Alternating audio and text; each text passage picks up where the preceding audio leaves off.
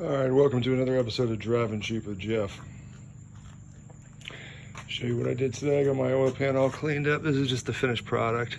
Show you what it takes to get this oil pan off a 2011 Charger.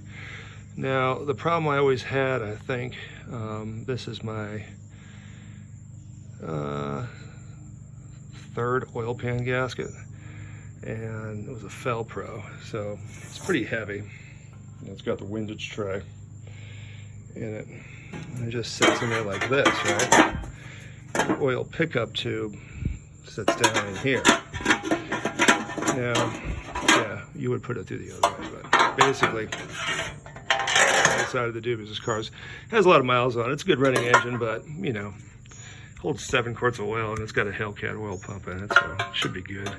Basically, because I always have this problem with this catching right on the end of this, and I keep on having to loosen and tighten, and right there's where the RTV goes on the seams, and I know that keeps the oil from splashing back theoretically, but this thing holds 7 quarts of oil and it fills up the entire pan. I know half of it's at the top of the motor, you know, usually, but I keep the oil changed on this thing, and I just cut this, all right, and machined it down, just ground it down with a Dremel. It's nice and clean, washed out. There's no metal fragments.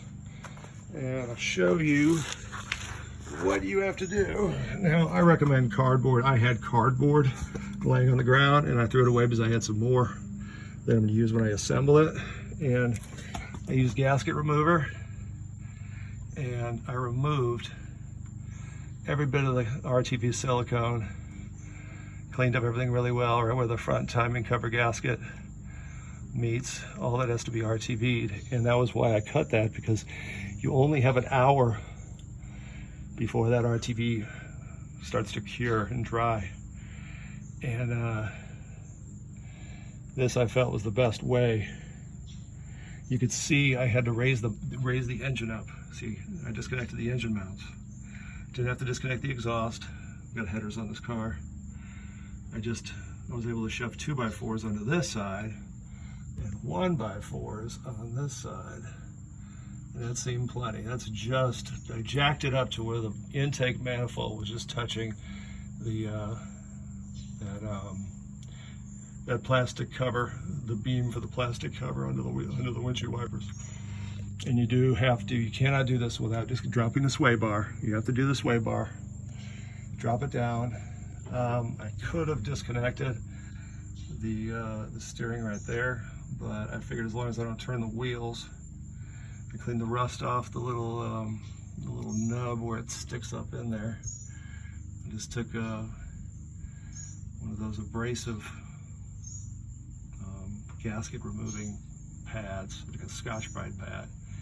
And I have a fresh starter. I have another starter that came out of the junkyard with a better clip. So I'm going to extend that wire for the starter and put a better clip on it that actually locks in place. So I got everything clean for the most part. I'll have to give it a final wipe down, but you let it drip out for a day, and I'll come back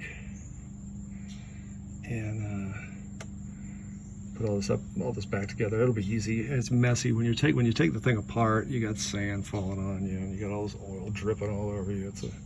It's a mess, but it can be done. It can be done in a day. I just didn't feel like finishing it. I had other stuff to do too. So, got everything cleaned up. Got a little black RTV. Got all my different bolts situated right along here. Nobody's gonna be going after any of this stuff on my cardboard. And that's about it. Go ahead and square this thing away. Oh yeah, the dipstick tube, you need a 10mm long extension, but you can get to that. It's not hard. You need to get the O-rings for the dipstick tube separate from the dealer, actually. And make another video when I put this thing back together. So thanks for watching Driving Cheap with Jeff. Please like and subscribe.